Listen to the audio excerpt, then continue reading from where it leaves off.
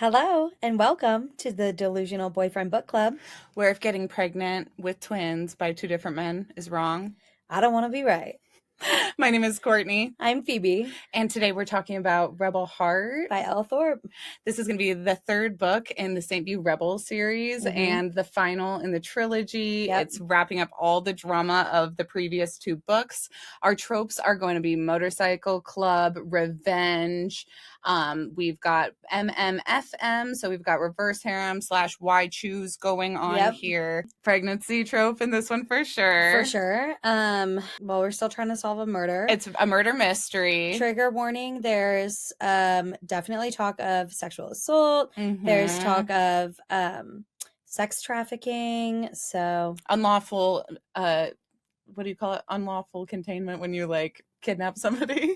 There's a lot. There's kidnapping. There's cults there, and it leading into more cult talk towards the end, which I'm really excited about.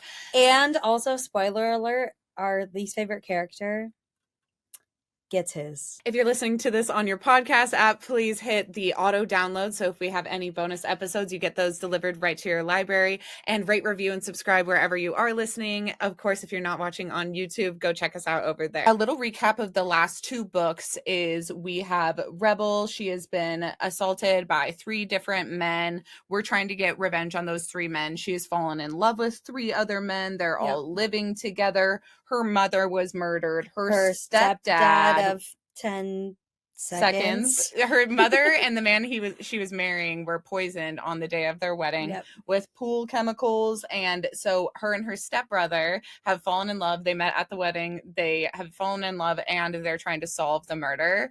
He has also reunited with his ex-lover from high school, and they're having a second chance romance. So that's another one of our tropes. And then Rebel, the girl who's assaulted, she is like in with this motorcycle club, and she is also with one of the like guys from the MC club. So that's where we're at. He's like an enforcer. Yeah, he's the security. He's like the bodyguard. They're all in love. They've all confessed to each other. They're all happy with this polycule. We have been at this point assaulted. Rebel kidnapped. hasn't told Vaughn that she loves him yet. Not until going this one. into this, Okay, not until this one. So then, Rebel has been tied up to a chair, thrown in a pool. Yeah. We've met her stepsister, who is definitely sister. No, they're sisters. Oh no, sorry, her full blood sister. Yeah, half sister, because her mom is different. Kara has a different mom. So we've met her half sister and been introduced to her dad and his other children, who all live on this cult. And there's like a lot of balls moving at this point. And they said that she was dead. Yes, they said that she was dead. So we're getting to the third story, having just... So the end of the second book is we're at the funeral for the parents, and Rebel sees Caleb and Hugh sitting in the back of the church, and she like freaks out. She goes outside. She thinks she's seeing things, and then she sees them with a woman like forcing her to get in a car, and she goes and confronts them. And the book ends with she kills Hugh, and then she goes to kill Caleb. She's like, "Fuck you, Caleb. Kara, move." And then she's like, I can't. He has my baby. He's the only one that knows where my baby is, and steps in front of Rebel with the gun. And that's how the last book ended. So she can't kill Caleb. That's where we're picking up, is Caleb is basically He's basically using Kara as a human shield, and she's allowing it to happen because she wants to protect him because she doesn't know where her baby is. Yes, so Caleb only gets away because Kara basically begs Rebel not to shoot Caleb. Caleb then throws Kara on the ground, and he drives away without her. She's screaming. She's like, "Take me with you!" Because she wants her baby back so badly. So sad. Rebel obviously knows this is going to be her niece. She feels awful, but she's like, "You have to come with us, Kara. We're going to like get you help. You clearly are traumatized. You just were kidnapped and had she has a baby like in captivity." Doesn't she have like a head laceration? Because of where he ripped her hair out. Then so Kara gets in the car with them, and then she runs away from everybody in the car into when the they get to the MC compound, she starts freaking out because she had been held captive at the rival gangs clubhouse, and the Slayers and Sinners got into like a gunfight that they were in the middle of. And so she thinks they're bad people. Yeah, she thinks they're all bad people. And so she freaks out. So she gets herself out of the car. She runs into the woods, and we bump into somebody. We bump into Hawk. And stop it, princess. I was like, okay, number 2 in her polycule. I was so stoked when she runs into him and she like falls into his arms, and later on she wakes up in his arms, and then he's like he's talking shit a little bit. First of all, she punches him in the nose. She punches him in the face. Yeah. When he catches her in the woods. That's when she punches him in the nose? Yeah, because Rebel is like, someone punch you in the nose, talking shit because Hawk is a shit. And she wakes up from being Kara, unconscious. like, wakes up and decks him in the face. And then later, she wakes up inside and he's, like, got toilet paper up his nose. And he's taking care of her.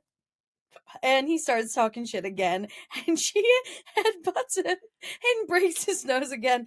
It's incredible. It's so good. I love it. That meet cute is one of my most favorites. So I am so excited for Kara's polycule. I was already excited for the polycule with Hayden because we know she's naming her baby. Yeah, because she thinks he's dead. It's really important that everybody knows that she thinks Hayden is dead. So, and it is a secret, obviously, that you find out during this book that the Slayers picked him up off the ground and are keeping him alive. Yes. So, and we do eventually switch into his point of view, but for the purposes of this moment, she is like, thinks he's dead, is naming her child and everybody, after and him. we think he's dead too. At this point in the book. And we're like, don't name your baby after somebody who you are having like Stockholm syndrome after. And she's like, what's Stockholm syndrome? I'm just happy one of my captors was so nice to me. And we're like, he saved me. No, he saved me. Like, yeah, that's the Stockholm syndrome. Yeah, a little bit. I'm here for it though. I support it. So after she runs out and they run into him, basically they give her a blood transfusion to help save her because she's given birth in captivity and she hasn't eaten at all. She's dehydrated. Yeah. So and Kian's the only one that has her same blood type. But he's afraid of needles, so he immediately passes out, which I just love. Of course he would be afraid of needles. Of course he'd be afraid of needles. He's such a diva. I know, I love it. He's a diva. So they get her medical attention. She really doesn't want to be with any of them, and Rebel is like, basically you have no other choice. Yeah, and Rebel's also like, we'll take care of you. Freaking out. Yeah. She's like, you have to stay with us. And we have to find your daughter, which they do, but she hadn't named her yet. No, but she knew she was going to name her Haley Jade. Yeah. And so then also her dad doesn't want her back. Her mom doesn't want her back. So she has nowhere to go. She decides she will live with Rebel after some back and forth. Yeah. Everybody is on the search for the baby that Caleb's stolen. And they've been searching day and night. They aren't having any leads. They're having a really hard time. And Bliss gets really upset and she kind of is, I'm going to look for them. And then that puts lights a fire under War. And so him and Fang go to confront the sinners and they have a full-on confrontation. War gets shot and we find out that the girls that are all being held captive that have the baby with them also, they take this opportunity. They're like, not again. And they get out of there while the sinners are occupied. So they escape and they run and they start running into the woods and they're kind of lost and they're walking in circles. It's been a couple days. They're all hungry. The baby's only had water and they stumble across a cabin. So they go in there. They're all in there. They're hiding out. And then all of a sudden these guys show up. They're terrified, but it's actually the Slayers, not the sinners. And they rescue the girls and they bring them back to the compound. And this is when we find out that Kara has come up with a name for her baby. And in honor of her captor / love of her life, Hayden Chaos Whitling, she names that baby Haley Jade. So cute. She's very cute. Everybody loves a baby. We love babies. I love babies. They're so cute. Get ready for my future in the next couple of years. I know. They're going to love me. Okay, going on. So the baby is safe. The baby's safe, and we're kind of in this momentary state of bliss. Kian gets a new job at a construction site, but he's also still training at the gym. And he meets this guy, Luca. He's this Italian hot guy who tries to fuck him, but he's like, oh, I got a family I love. And so he's like, I respect that. And he leaves the gym. The whole family shows up. It's very good.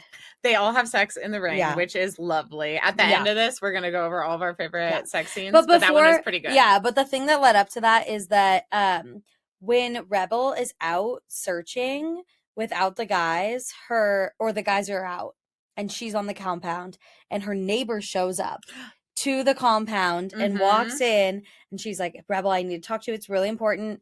They just released a full version copy of the coroner's report, and your mom was pregnant when she was killed, and they have DNA from the baby and it's not Bert's baby. And she's like, what? Bart's baby. And then it turns out it's Kian's baby. So they confront him and she's like, I know that you killed my mom because you got her pregnant. And she holds a gun to him and he flips a gun on her and he's like, I did not fuck your mom. I donated sperm to your mom because I knew she wanted to have kids and Bart couldn't do it. Yeah. So that's where I came in. I would never do that to Bart. Yeah. And my feelings are really hurt that you all think this about me. So then he leaves in a few. That's when he goes to the gym. We meet Luca, who turns out to be a pretty important character. And then they all show up. Rebel has written this really bad apology poem. She's like, I did something bad and now I feel sad and I want to suck your dick. Do you think that could be sick? And it's seriously, it's so bad. It's so bad, but it ends with her making a declaration of love for Kian. That's the first time she told me she loved him, and that leads to this is the first foursome. This is the first foursome. Yeah. And so basically Kian and Vaughn and Rebel are gonna get it on in the ring. And then she's like, well, Fang, you're here, and Fang's like, it's okay, you guys can take it on. And the guys are like, we want this to be a foursome. Will you please join in? So they get it started, and then Fang joins at kind of midway through. But this is like a human centipede of oral, because we've got I think it goes Vaughn sucking Kian's dick. Kian is eating out Rebel, because Rebel is sitting on his face. Yeah. And then Rebel's head is through the rings of the boxing ring, it's through the wires. Yeah. And she's sucking Fang's dick. And so it's everybody's sucking somebody's dick. It's really nice. And it's really nice. It's really wholesome. So then they're in this really happy bubble, and Rebel finds out that Paramore is going to play a show, and she is obsessed with Paramore. It's her favorite band. So she has everybody, and I mean everybody, in the bar on the website trying to get tickets. No luck. Nobody gets tickets. She's really frustrated because she's kind of introduced this band to Kara, and she's like, they're my favorite. I really want to take you. And she gets really excited because she's decided she's going to go home to the compound, aka the cult, because she has no money. She doesn't feel safe here with Caleb. She just wants to run away. She knows her family will take her back, and so she's decided that she's gonna go back. So this is gonna be her last hurrah. Yep. And so then nobody gets tickets. They're all really bummed out, and then Vaughn swaggers in, and he's like, "I got the box, the party box," and so they go to. I love Vaughn because I love a rich boy. Yeah, he's just like your husband. You could buy my love with Paramore tickets. This is literally how you could buy it. That's the price. Can you imagine a private box? That'd be so fun. I would lose my shit. Time. So everybody gets dressed up. They all go. Kara's having the time of her life. Oh, because in the meantime, her baby did get brought back. Did we mention that? What? Yeah. Did we? And Hayden sees the baby, yes, and he's like... Yes, we already talked about how the baby's name is Haley Jade. Okay. Lock in. I can't lock in. I'm so locked out. Okay, keep going. She's locked out, folks. We literally just talked about this. Keep going. Okay, so they're at the Paramore concert. They're having a great time. Vaughn and Rebel sneak off to hook up. She's so happy that he did this for her, and they're having a great time. And by the way, right before they're leaving to go to this, she dresses Kara up in this slutty little outfit, and Hawk is like, whoa, whoa. You know, in a cartoon when your eyes go, oh, that's him. Yeah. When he sees her and he's like, oh shit. And then they go to the concert, and this is when we find out that Hayden is actually alive, because Hawk is still at the compound and he is on Hayden duty. So he's keeping watch on Hayden. They've been nursing him back to life in the infirmary at the compound. So everyone's at the concert. They're having a great time.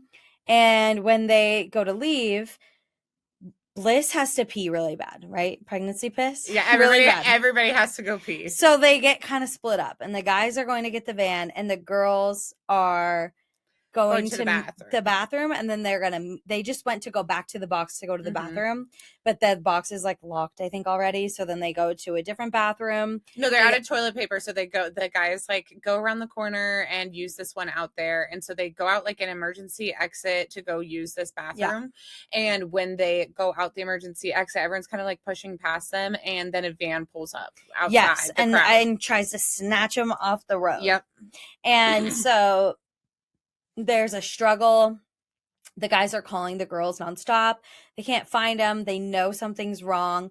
And so they have a tracker on Rebel's phone, and they see where it is. And so they go running down the sidewalk to try to get to her. Kian is like running for his life, sprinting, and he's like, I'm not going to get there in time. He sees the altercation happening. He's like, I'm not going to make it.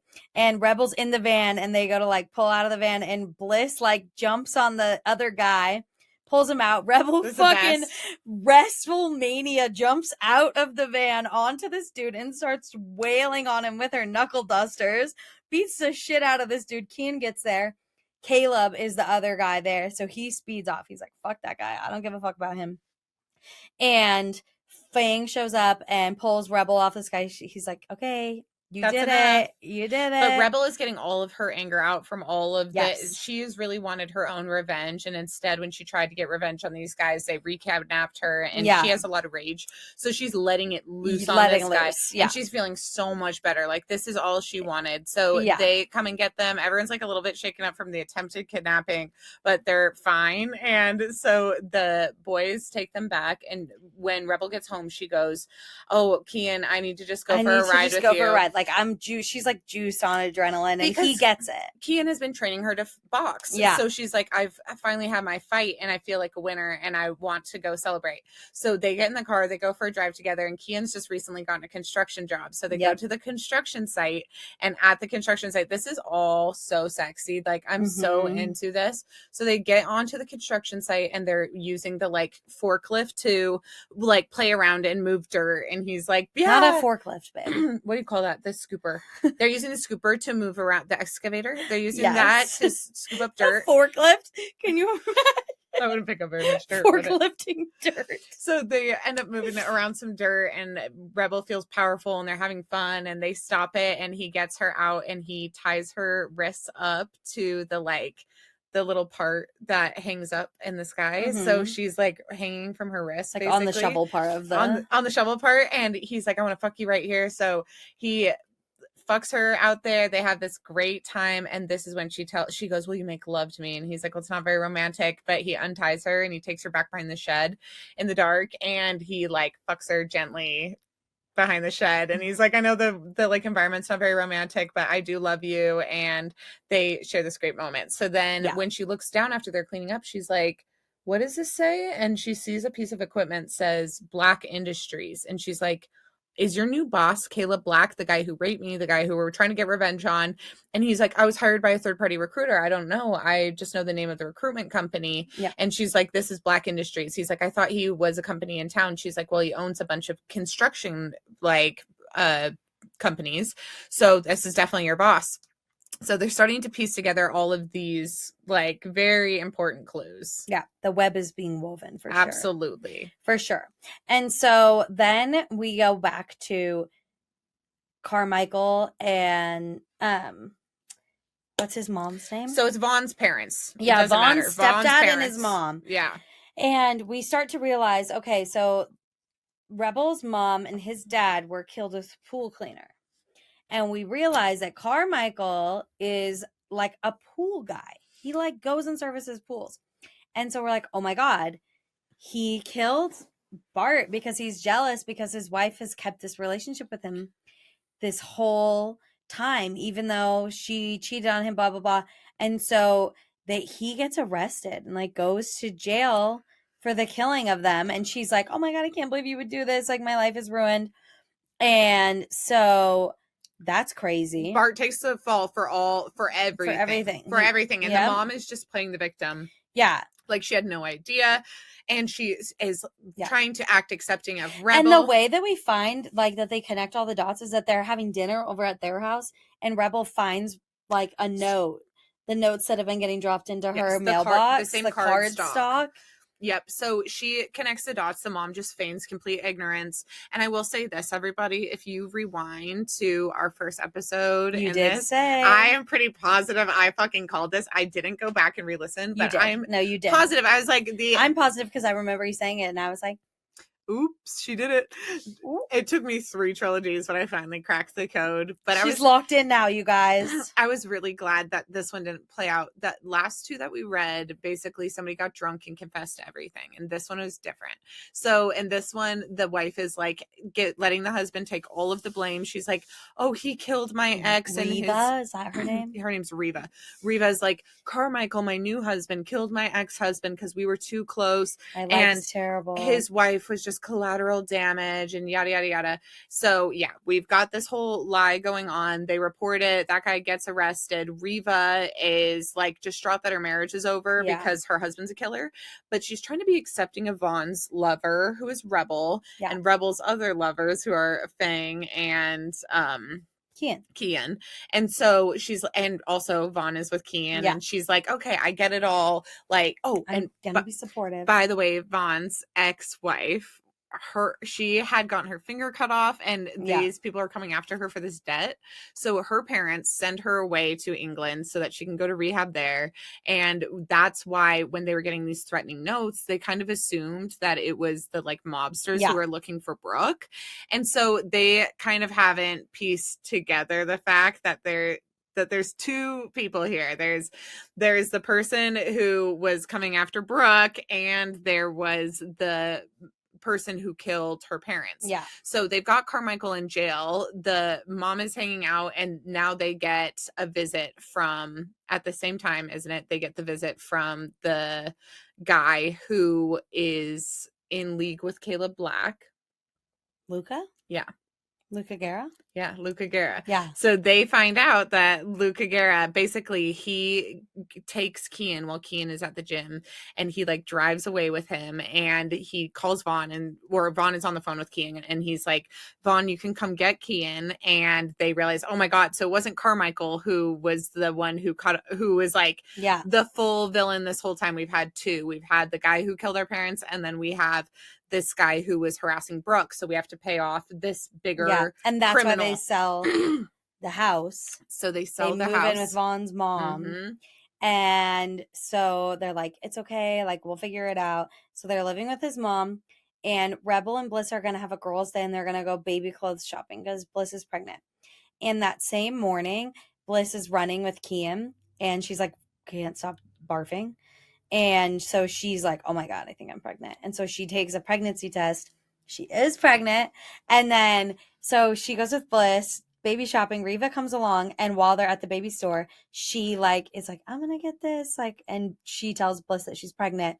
Reva kind of overhears that. Mm-hmm. And she's not happy. She's like, with my grandkid, she's like, it might be your grandkid or it could be someone else's, but your son will definitely raise the child. And Reva's just like, oh, fuck no, he won't. And so Reva goes outside to make a call. The girls are inside. And then Reva leaves with the girls, and she like locks the doors, and she takes them, kidnaps them, and delivers them to who other than motherfucker Caleb motherfucking Black. Piece of shit. So now we have Bliss and Rebel, 2 pregnant girls, completely that are both victims of him already. They've already been victimized by this man so much. Mm-hmm. They're both pregnant, and they have all these men, and they don't know. So when Reva shows back up at the house without the girls, the guys are immediately suspicious. They're like, fuck. Because they also sent like 2 of the guys from the biker gang to watch the girls. Yeah. And so they're like, where are the girls? And she's like, oh, I left them. And so then they call the bikers, and they're like, no, they left with Reva. With the old lady. Yeah. And she said she was taking them home. So we went back to the compound. And she's like, they're adults. I left them. They're fine. And then they call the lady at the store, and she's like, oh yeah, they did leave separately. And and Reva's like, huh. And then she's like, but then on my smoke break, I saw them get in the car with her and all leave together. And then she's like, ooh. And it turns out the guys find out that Reva's a piece of shit, And so they make her take them to And the Vaughn, site. this is Vaughn's mom, and he kind of Yeah. knew all along. He was like, "You're acting fucking weird. Yeah. What did you do with her? I don't give a shit Yeah, about like the this is family not normal business. behavior. I don't That's give my a baby. What is wrong with you? I don't give a shit about the money. I don't give a shit about any of it. Yeah. I can't believe you would do this to me." And at that point, we see he's like ready to He's cut like, off. I love her. And she's like, you love that trailer track. Blah, blah, blah. And then he's like, yeah, and she's having my baby because the boys found the pregnancy test. Yeah, in the while trash. They were cleaning in the trash at the house. So all of the guys, like, basically the mom, they like can't deal with the mom because they have to go save Rebel. Yeah. So the mom kind of gets away, and she kind of but doesn't she tell them where they can find them? Yes, and that's how she like barters her way out of that situation. Yes. And so then they go, they find the girls are there being held hostage, but they're in the meantime fighting their way out of this. They're like fucking with their little wrist ties. They're like, we're not going down without a fight. Fuck this guy. We are not letting him do this to us again. And so Rebel is like on the offensive when the boys show up. And something else distracts Caleb because he gives the gun to other people, and he's like, "You go deal with that distraction with my gun. I'll go get the girls." And it's they're the guys when they show up. Oh, it's the guys. Yeah. So the guys distracted everybody else, and then Caleb is like, "You take my gun." He's like, "I can handle 2 girls unarmed." Yeah. So he goes out into the darkness, and Rebel knows her way around because she's been at the construction site. So she's like, "Don't worry." She's like, "We don't need a light. We just need our brass knuckles." So Caleb like thinks he's got him, and they've kind of tricked him into this corner, and they basically reveal themselves, and they've got the upper hand. And it turns into a fight with Caleb, and Rebel's got her knuckle dusters on, and she fucking. And it's so quickly. It's like the first punch breaks his ribs, and he's down. He's a piece of shit. And she's just like, "Oh, this is it." And so, those things will do damage, dude. And he's pretty sure that that these women don't have it in them to kill him, and he says as such. And he's like, "You won't kill me." And they're like, "Well, we killed that other friend of yours," and he's like, "Well, that was in the heat of the moment. You don't have the balls to look at me and do it now." Yeah. And they're like, "Oh, just you fucking wait." Yeah. And then they push him like into a hole. And so then he's just down there talking, running his mouth because he's a dumbass. And the guys show up. They've dealt with the other guys. And he's just talking shit in this hole because he can't get out of the hole. And they're like, "Oh, is Caleb down there?" Like, yeah. And then Rebel's like, "It's time to end this." And fucking takes a cement machine, turns that shit on, starts filling the hole. And Caleb's like, "What the fuck?" And she drowns him in cement. And Caleb goes, glug, glug, glug. Bye, Caleb.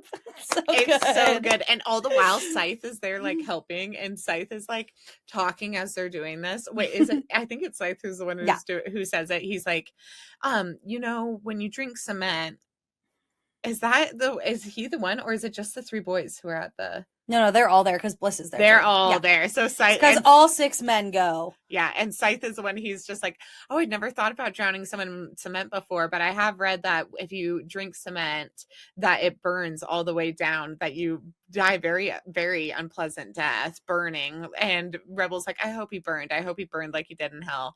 Mm-hmm. And so they get their like ultimate revenge. And I would say this is the only way, with Caleb having hosted these like rape parties and gang raped everybody we know in this whole series. We were never going to get justice if he didn't die. No, he couldn't just die, though. This is one of the only ways that felt like... Yeah. That he felt like he was being buried alive. Yeah. He was drowning in cement, and everyone is laughing at him. It's like great. Humiliating. He's at the bottom of this hole. It's his nightmare way to die.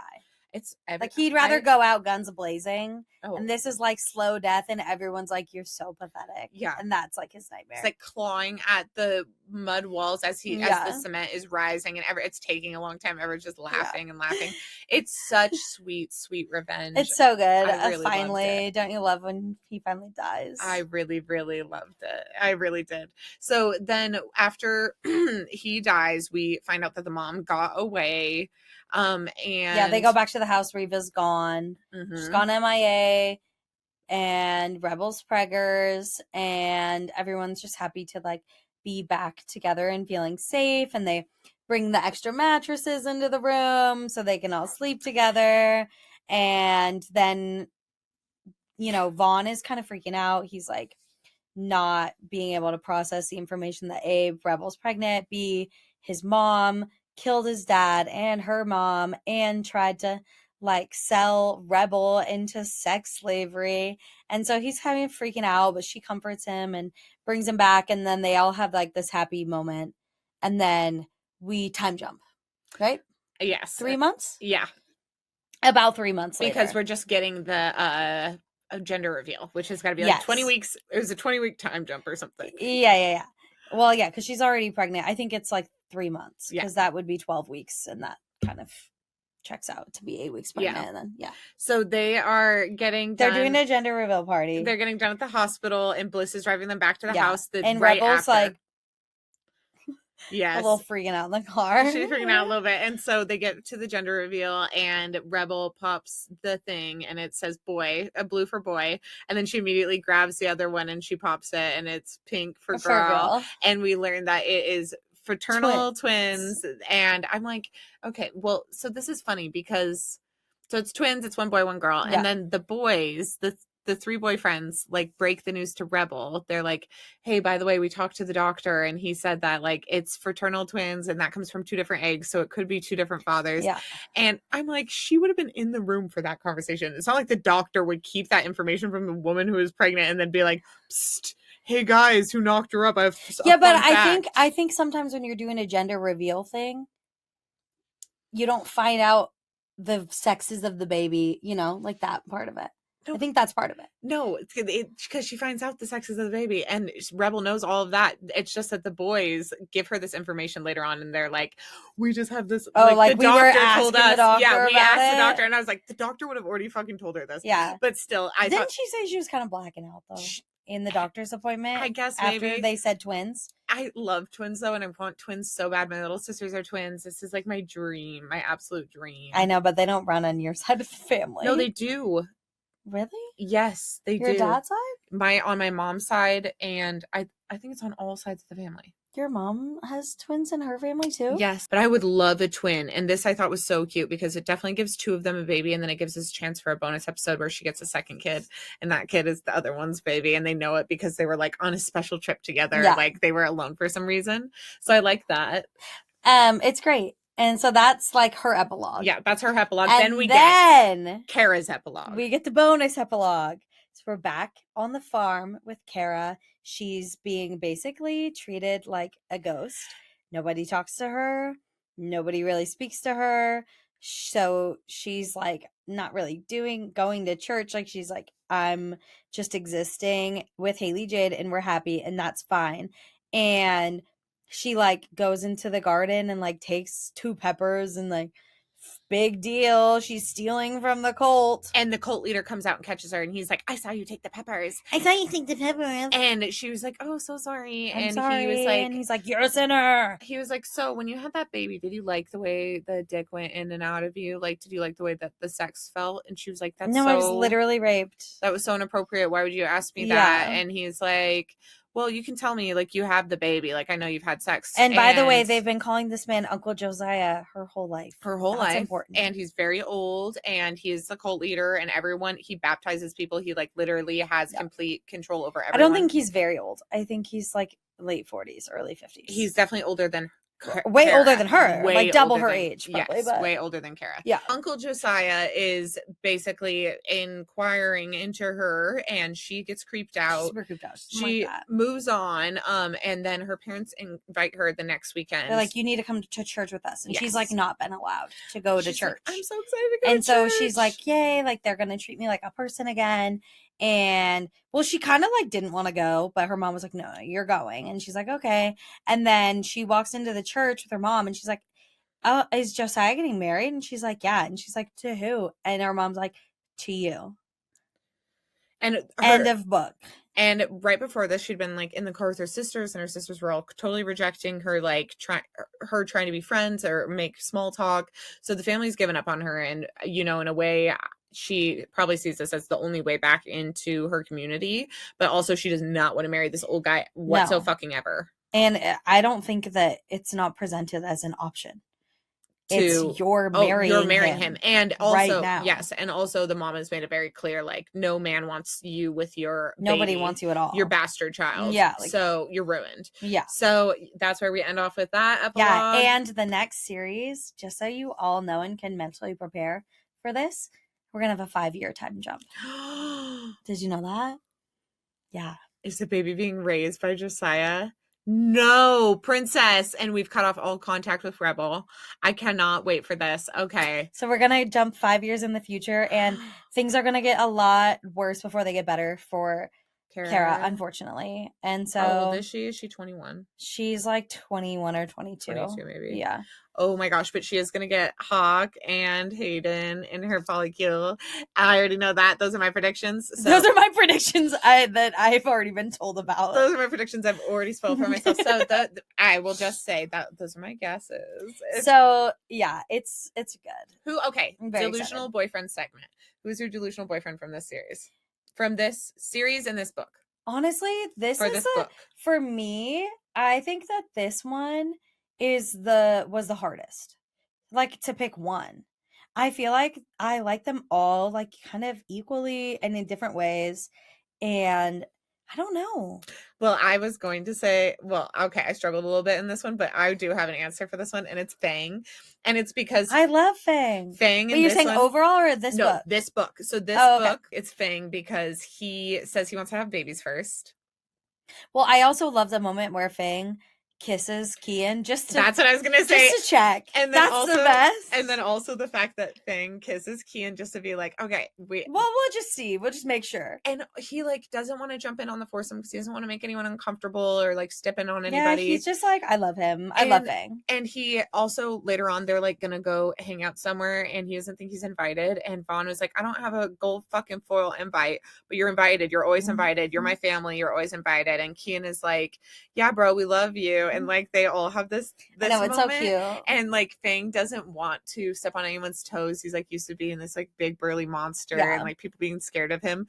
But these guys have welcomed him in, and so he wants to bond with them. So this kiss is also, he's like, I'm not even saying it's going to go any further, but I do feel like I owe it to you guys to be in on the group and like invest in this way. And so I'll kiss you, and he kisses Kian, and they all start gagging. I feel like this is also the first one where the man who's not in the like relationship with another man in the polycule also like wasn't friends with one of that, because that has been like Ro and Liam were friends and Nash and War were friends, and so this is the first one where they weren't really friends. Yeah, like what else brings these three men together without Rebel? And so this kiss is kind of like a Blood Brothers thing where it's like, okay, like we're gonna let's kiss, let's do it. So after we're done with all of these, I do think that we should go back and read High because I think you'll like it. It is really good.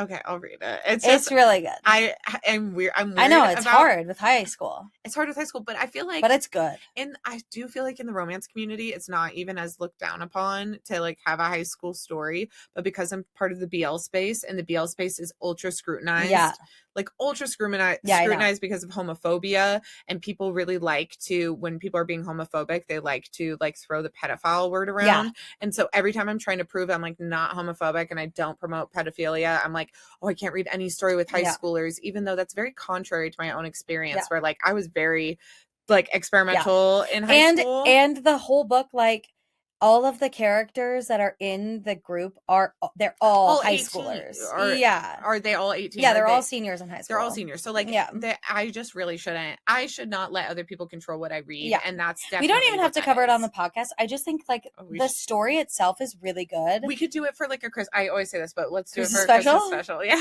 We're gonna find out what we can do the whole thing. Yeah. So Fang for this one is my boyfriend because he really puts himself out there. He is very clear that he wants enough people around Rebel to take care of her. Also, like the way, I don't know, she like blows him when they're in the ring, and then afterwards she's getting fucked by the other guys and he gets hard again watching, and then he makes her come back over. Like he's just like daddy. He is daddy. I love Fang. I love Fang so much. Me too. I do love him so much. So then I would say overall in this series though, that Kian is probably like my overall delusional boyfriend from this trilogy. Yeah. Because he's just like, he's so relatable. He's so funny. If I was actually going to date one of these three people in real life, it would be Kian. Because Fang rides a motorcycle and is like Yes. an enforcer for a motorcycle Kian is a club. perfect IRL boyfriend. That's what it is. Yeah. He's like blue collar. He's gonna work hard for you. He's amazing. So then he's got like a little bit of a bad side, but it's like that he fights to make money. Like it's not. How do these guys rank up next to the other ones from Elthorpe for you? I don't know. I think that like this book for me has less of a standout, but all the guys, like this is my favorite guy dynamic. Like between the three guys, I think all three of them fit the best in this. Like it doesn't really feel like there's an odd man out, which sometimes it does feel like that. Yeah. And in this one, like it doesn't feel like that at all. I definitely think that this one is my favorite trilogy of all of the Elthorpes we've read so far because of the main female character. Yeah. She's like the most like me. I really like her. Also, I really love the second chance dynamics between I love a second chance. Kian and between Kian and Vaughn, because that relationship is already building. It didn't grow out of this like sexual tension in the polycule. That was already established. Yeah. And it fit in to this plot and to their relationship as a whole really well. Yeah. So I think this is definitely my favorite trilogy of all of them. Oh, I loved it so much. Yeah. I would say that in this book, there's less lube. There's like another. Okay. We get switch boys in this. So like the Vaughn and Kian fuck each other and they both get a scene with each other. So let's talk about our favorite sex scenes in this volume 3, Rebel Heart. So we have the boxing ring match. Yeah. It's a foursome, which is great. Great. We have the scene after the Paramore concert where she's fucking Vaughn. It's like the last song of the Paramore concert. Yeah. She's fucking Vaughn, which I love. Yeah. Then we have the boys hooking up at the MC Club. Like Vaughn blows Kian in front of everybody because then they go into the woods. And he fucks him, which is great. We love that. We've got a lot. There's a lot. I would definitely say my favorite part of any of the spicy scenes in this whole book was after. So they're in the ring, and I think it's Vaughn comes in Rebel, and then Kian. No, Kian comes in Rebel, and Vaughn eats her out of her. That was absolutely. I was like, there it is. Yep. Winner, chicken dinner. There's bonus for this too. Bonus on our website. There's one for every book. Like every trilogy. Going to have on our website that are free. And then there's also I don't know if there's one for this book, but I know for Three to Fall, that's the last of the next series. For Kara's series, she did like a release bonus and wrote this little short story called Bonfires and Blowjobs. And it's like about Warren Scythe, but it's really good. It's really funny. I think that one is available now on her website. And she has a couple. So there's one from St. View High. Then there's one that is like prison high psychos. It's called Storm Raids and Sex Clubs or something. Okay. Sex Clubs and Storm, whatever. Something like that. And then the first one's called Lusts and Libraries. And then she did a bonus release with the newest series, the St. View Murder Squad, which I'm reading right now. The second book just came out on Saturday. And I can't wait for you to read it so we can talk about it. I'm excited. It's good so far. I really like it. But she did one for this too. And it was like Bliss's wedding. And there's a couple scenes, and it was really good. But that one is in the vault until I want to see a 4-person marriage so bad. Yeah, that one was like a pre-order release for X's and O's. So that one's in the vault until next year. Oh, okay. Oh, but there is another one in there that's called Valentines and Vibrators. That one you can read now too, because that was a bonus release for a different book too. And that one's good too. I am so excited. I think next year, if we move totally away from Elthorpe, because we're doing our fan favorites and we're having people kind of let us know. Yeah, let us know what you want. If you want to comment what book you really want to do for book club next year, it could be your favorite one on your TBR. Yeah. And if you want us to read any of her other ones and do like a bonus episode for Murder Squad or the Strip series. Well, they're really good. I'm like, I think we should do bonus episodes for that anyways, and just do them unannounced. And I'll be like, just Phoebe, whenever I have a weekend where I really like, I have a weekend open. Let's read one of the X's and let's one of the St. View Strip series, one of the other stories by Elle, and we can dip back in and we'll call it like Circle Back to St. View. Oh, love it. And we can just do that next year. So until I'm caught up. I love it. And I'll tell you what, her Cowboy series, I think I said this last time, also very good. Yeah, I would also definitely cover the Cowboy series. So let us know what you're looking forward to reading next year. We'll definitely take your suggestion into consideration. Yep. Otherwise, next month, our reverse harem romance is going to be Kara's Story, Volume 1 of... It's called Wife Number One. Wife Number One. Okay. Yeah, so that has to do with Josiah. Mm-hmm. I was wondering why it wasn't St. View this, St. View that, because we're back on the compound with Kara. Yeah. So this is exciting. So it's called St. View Slayers versus Sinners is what the series is called. Oh, okay. But the first book is called Wife Number One. Okay. The second book is called Torn in Two, and the third book is called Three to Fall. So it's like 1, 2, 3. It's really good. I'm excited. I'm excited to visit it again because it's the only one I've only read once. Twice. Yeah. Ooh, and I haven't listened to the audiobooks for this one at all, but it's everybody's favorite of all the audio in like the fan group. So I'm really excited to listen to the audio for this one. I will say this, as somebody who reads the audiobook on like more than normal speed, like if you put it up to like 1.2. Yeah, I was listening to this at 2 speed because I was behind. Because you were behind and it was your second time reading it, so who cares? It was my third time. But when you have the music on because it's interactive audio and it has like music playing on the background when it's going fast. So fast. It's so fast. It's crazy. But yeah, so super excited about our next series with Elle. Super excited about next year. Thank you guys so much for listening. Book club is the best. I'm so excited to have the pod loft done and getting back on schedule here. Thank you so much for bearing with me as we go through this little transitionary stage. If you haven't already, please rate, review, and subscribe to the channel. If you're watching this on YouTube, please subscribe to us over there. And if you're not watching on YouTube, you should give us a watch because we're freaking adorable. And I've got a really cute new backdrop that I hope you guys love. Yeah, let me know in the comments if you think I should dye my eyebrows pink. Phoebe is trying to go debate all in pink. my personal life right now. Yes, if you aren't watching this, Phoebe's fully pink haired and her eyebrows are brown. And so that is the new question of the day. Does she go full pink? Let me know. Go ahead and follow us on our socials and I'll post a picture of her face there if she does dye them pink. We're at Delusional Boyfriend Book Club, Delusional BF